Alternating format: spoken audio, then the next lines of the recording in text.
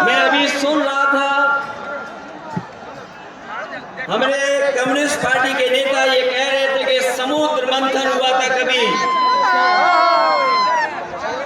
समुद्र मंथन हमारे सभी लोगों को पता है, समुद्र मंथन के दौरान क्या हुआ है। लेकिन इस ऐतिहासिक मैदान में मैं कहना चाहता हूं कि 2024 में संविधान मंथन होने जा रहा है। एक तरफ वो लोग हैं जो संविधान बचाना चाहते हैं, संविधान के रक्षक हैं, और दूसरी तरफ वो लोग हैं जो संविधान के भक्षक हैं, संविधान को खत्म करना चाहते हैं। मैं जब बिहार आया हूं आपके बीच में, मैंने अखबार उठा करके देखा तो एक युवती ने जान दे दी। एक बेटी जो परीक्षा में दे करके आई थी, क्योंकि परीक्षा को रद्द कर दिया गया, पेपर लीक हो गया, जिसके कारण उसने आत्महत्या कर ली और कहा कि मां बाप से मैं माफी मांगती हूँ। ये उत्तर प्रदेश में एक घटना नहीं हुई है, उससे पहले भी कई नौजवानों ने जिनको नौकरी नहीं मिली, जॉनी भैया उन्होंने अपनी जान दे दी। जिस देश से मैं चुन करके आता था, वहां भी एक ब्रजेश पाल बेटे ने हमारी आपकी उम्र से कम उम्र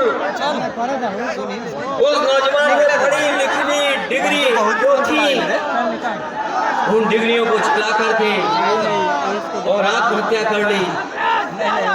ये हालत है देश की। और वहां पर उत्तर प्रदेश में जहां पर से प्रधानमंत्री चुन करके जाते हैं,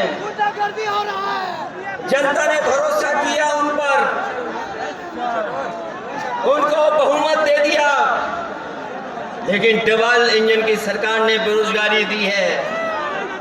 मुझे खुशी है कि तेजस्वी ने यहां पर नौकरियां दे दी, रोजगार दे दिए, और हम तो वहां 60 लाख बच्चे जिनको पेपर नहीं लिख पाए उनका हिसाब किताब लगाते हैं।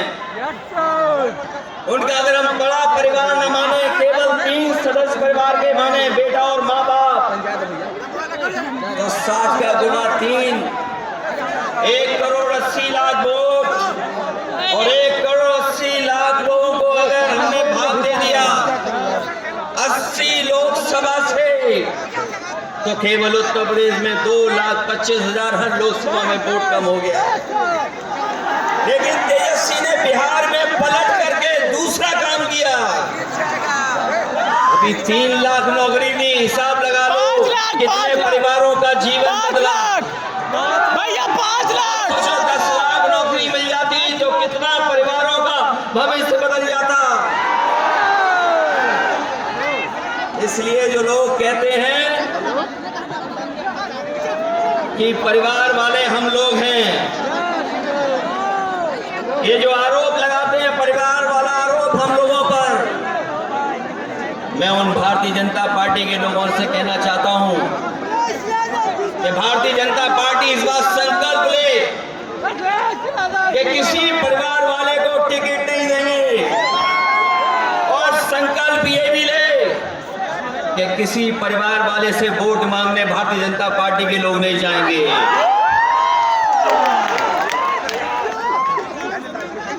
मैं तो ये जोश देख रहा हूँ यहाँ मैदान में,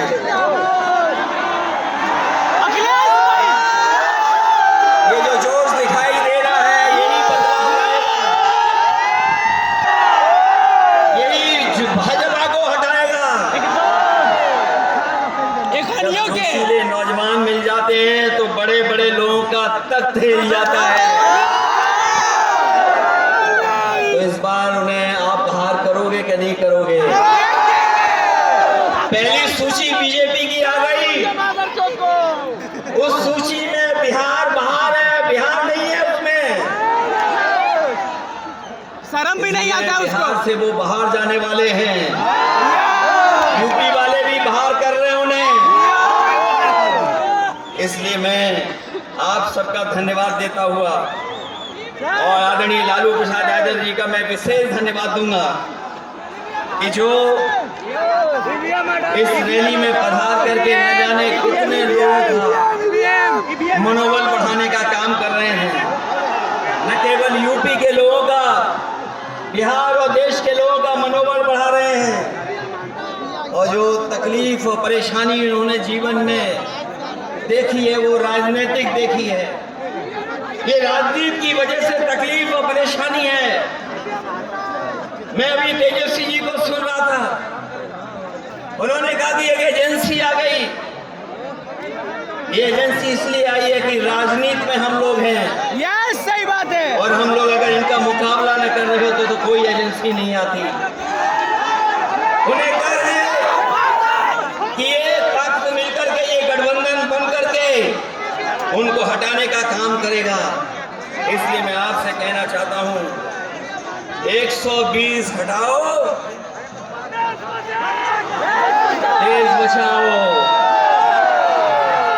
भाजपा हटाओ, संविधान बचाओ। भाजपा हटाओ, देश बचाओ। भाजपा हटाओ, आरक्षण बचाओ। भाजपा हटाओ, नौकरी पाओ। भाजपा हटाओ, संकट मिटाओ। मैं इन्हीं शब्दों के साथ मैं सभी लोगों का बहुत बहुत धन्यवाद और आभार प्रकट करना चाहता हूं, इस उम्मीद और इस भरोसे के साथ कि जब कभी हम लोग अगली बार मिलेंगे तो ये डबल इंजन की सरकार बाहर होगी। यूपी से लेकर के बिहार तक भारतीय जनता पार्टी बाहर होगी। बहुत बहुत धन्यवाद। अखिलेश भैया जिंदाबाद। प्लीज भाई, अब मैं आग्रह करूंगा भारतीय राष्ट्रीय कांग्रेस के